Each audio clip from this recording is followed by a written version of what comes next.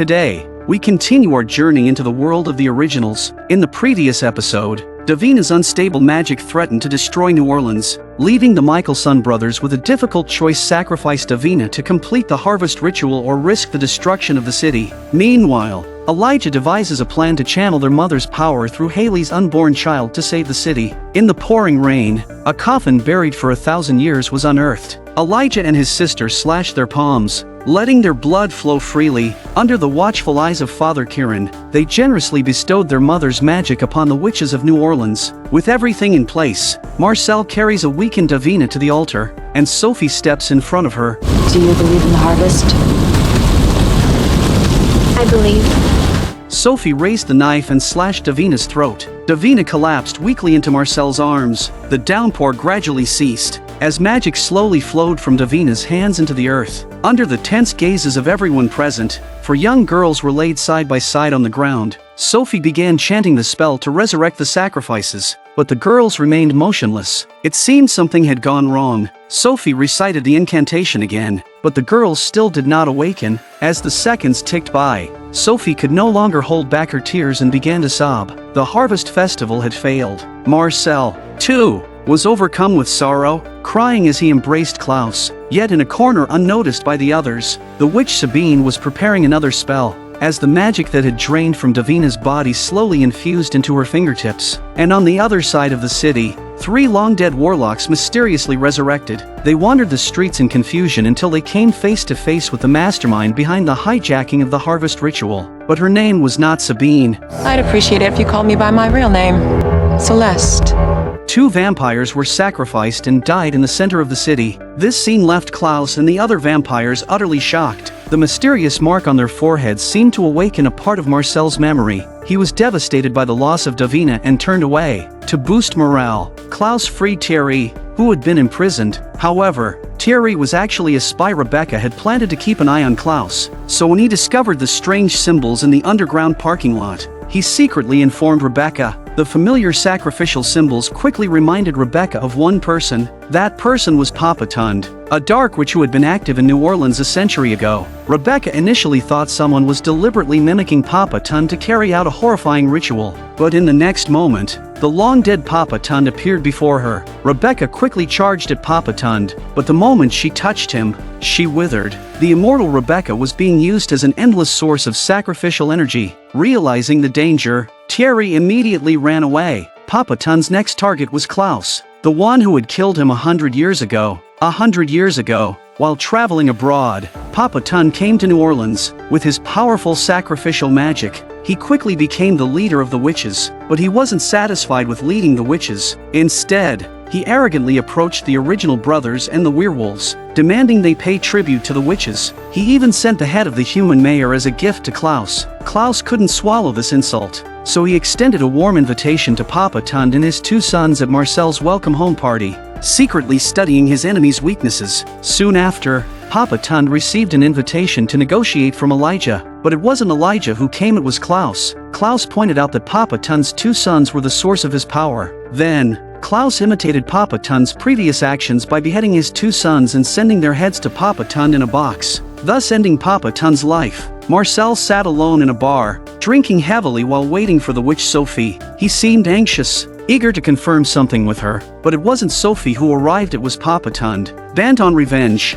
Papa Tunde wanted Claus to experience the pain of losing a child. Marcel rushed forward and snapped his neck, but with Rebecca as the sacrificial vessel, Papa Tunde was now immortal. Marcel helped direct Camille to escape, but he was no match for the enemy and was quickly knocked to the ground. Seizing the opportunity, Camille dialed Klaus's number, urging him to come and save Marcel. Elijah couldn't reach his sister by phone and quickly sensed something was wrong. He turned a suspicious eye on Thierry. After some harsh questioning, Thierry finally revealed what had happened in the underground warehouse. Elijah and Haley hurried to the scene, only to find Rebecca placed within a sacrificial circle. Elijah rushed forward, but an invisible magic barrier blocked his path, and Papa Tunde was relying on Rebecca's power to go after Marcel, intent on making Claus suffer the pain of losing a son. Seeing that Marcel was on the brink of death, Claus rushed over and interrupted Papa Tunde's spell. When enemies meet, their hatred intensifies. Papa Tunde flung Claus aside with a single motion.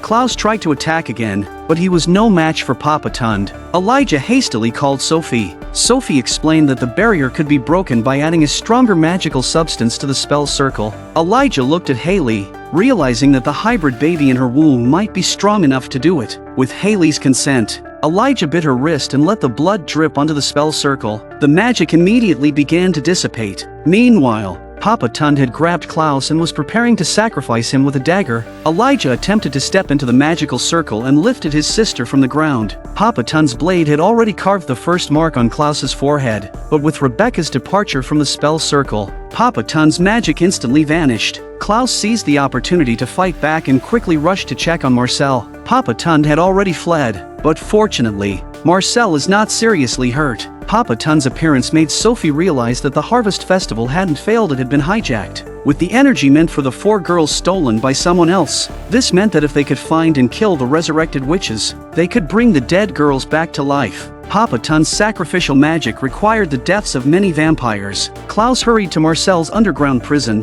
but they were too late. Papa Tunde had already killed all the prisoners there. Papa Tunde concentrated all the magic he had gathered into a dagger and handed it to Celeste, declaring that he was ready for the sacrifice. Celeste took the dagger and, without hesitation, slit Papa Tunde's throat. With everything settled, Marcel, full of heavy thoughts, sought out Rebecca. Papa Tunde's appearance had reminded them of a secret from 100 years ago. It turned out that it was Marcel, returning from the war, who had summoned Papa Tunde to New Orleans. He did it solely to distract Claus and even hoped Papa Tunde would drive Claus out of the city. That way, he could be with Rebecca without any obstacles. Rebecca, touched by his devotion, revealed a secret. There was only one person in the world that Claus feared. If that person came to New Orleans, Claus would leave the city forever, and that person was their father. Papa Tunde had stolen the chance for one of the Harvest Witches to be reborn, so after his death, the witch sealed in the coffin came back to life. Monique broke free from her grave and returned to the world. Hearing the news,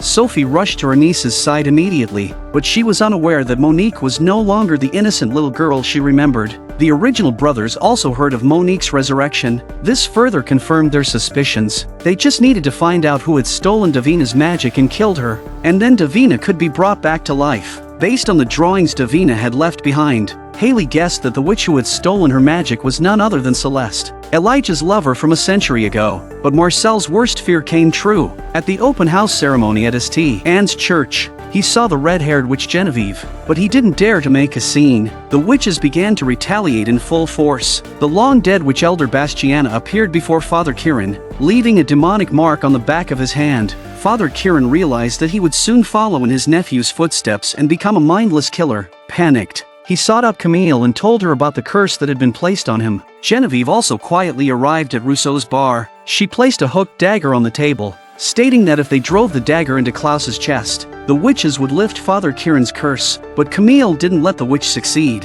Instead, she handed the dagger to Claus and told him what the witch had said. Claus tried to counteract Father Kieran's curse. Claus instructed Father Kieran to purge the vervain from his system, then compelled him, telling him that he could overcome the witch's evil curse on his own. However, this method didn't prove to be effective. Marcel found Sophie and her niece to ask if there was any way to save the other Harvest girls. Sophie said she could help, but she needed a large sum of money, and then she planned to take Monique and flee far away. Marcel agreed, but Claus abruptly took Monique away. He was done playing cat and mouse with the witches and decided to use Monique's life to force Bastiana to reveal herself. Marcel disagreed with his heavy-handed approach. His bottom line was not to harm children. Claus, determined to get his way, snapped Marcel's neck without hesitation. Seizing the opportunity, Sophie grabbed the hooked dagger and plunged it into Klaus's chest.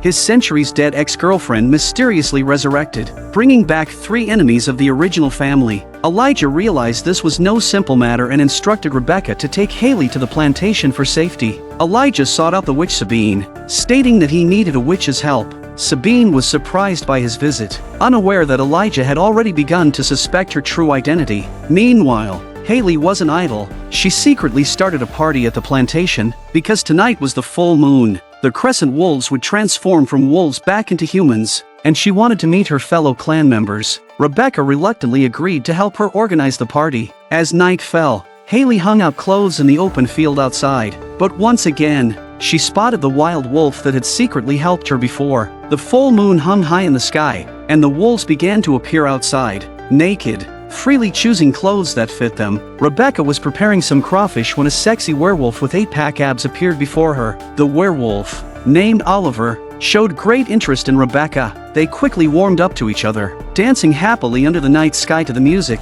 Haley also got her wish, meeting her benefactor, a handsome man who was both wild and righteous. His name was Jackson. Haley thought Jackson was so concerned about her because she was carrying a magical baby, but Jackson said he didn't care much about the child. He was more concerned about Haley's safety. Jackson was the leader of another tribe, and Haley's parents were the leaders of the Labonaire clan. They had been betrothed to each other since childhood.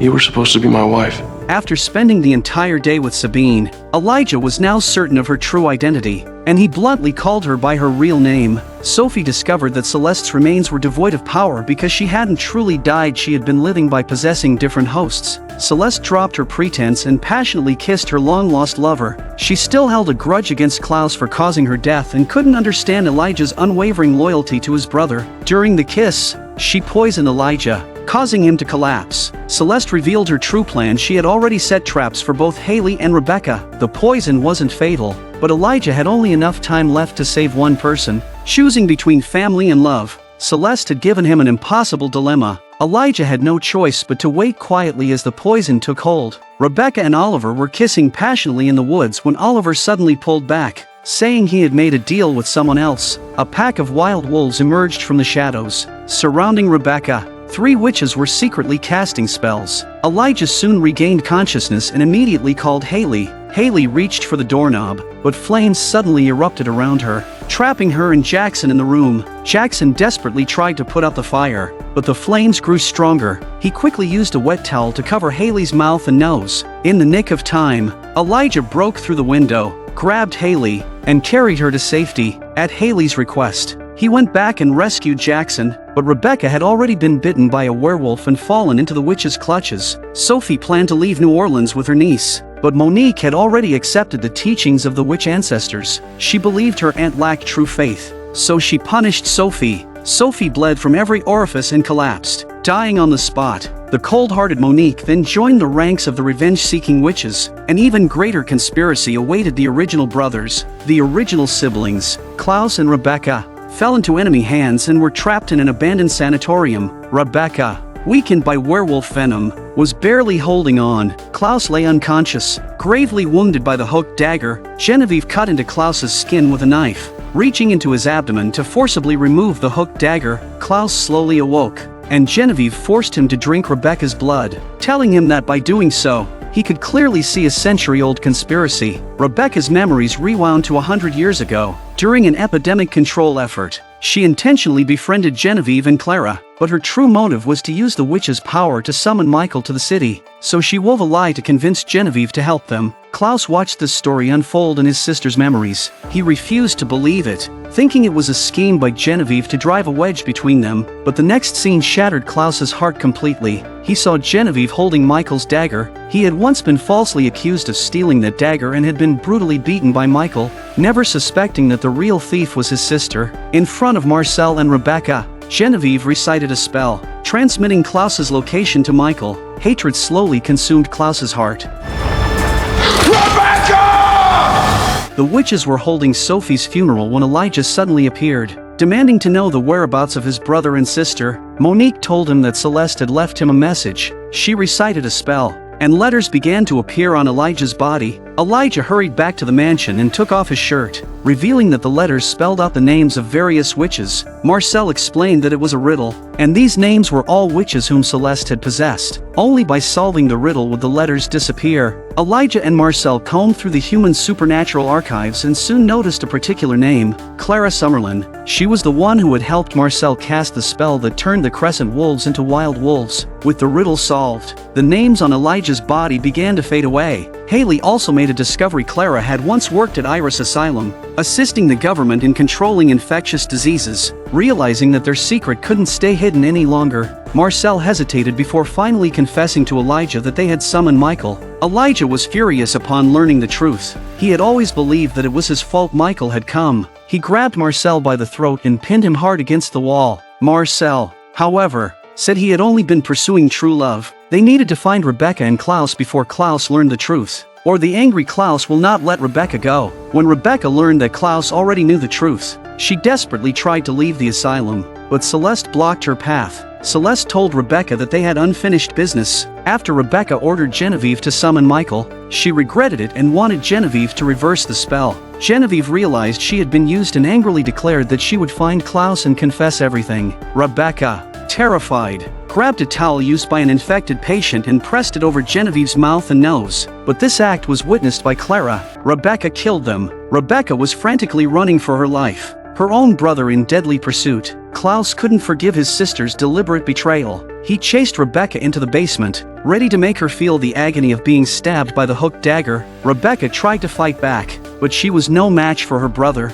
Marcel arrived just in time, only to be struck down by Claus with a single blow. Claus looked slowly towards his sister. If you had offered me even a fraction of the same, I wouldn't have to do this.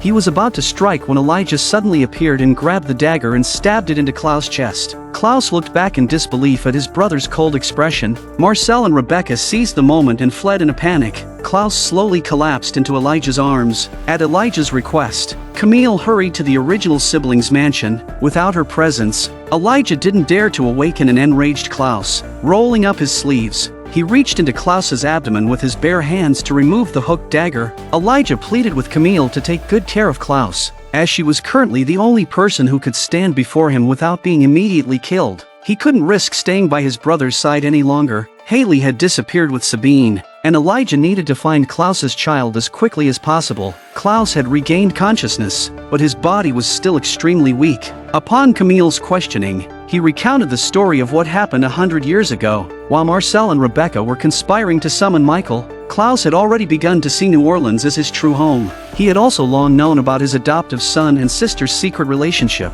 Claus publicly announced a generous decision to no longer stand in the way of his sister's love. He found Rebecca and explained that he had opposed her relationships because he feared that each time they were forced to flee, she would end up heartbroken. But now that they had found stability and happiness, he wouldn't obstruct her love any longer. Claus gently kissed his sister's cheek, unaware that the man he feared most was already on his way to New Orleans. Marcel was drinking alone in a bar when a stranger struck up a conversation. The man said his lover resembled his dead wife. Marcel was puzzled. Instead, the man pulls out a token that he'd entrusted to Genevieve. He was Michael, the father Claus feared, but Michael offered a deal: he wouldn't harm Rebecca, his most cherished treasure, and he would even give New Orleans to Marcel. All Marcel had to do was tell him the whereabouts of his other two sons. Marcel agreed to the deal. Elijah was preparing to leave for the opera when his long-absent father suddenly showed up at his door. Michael had intended to persuade Elijah to join him in taking down Claus, as he had always considered Elijah to be his most prized child.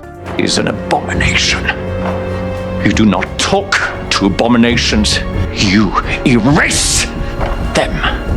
But Elijah didn't hesitate to refuse his offer. Michael didn't hold back, grabbing a nearby wooden stake and driving it into Elijah's heart.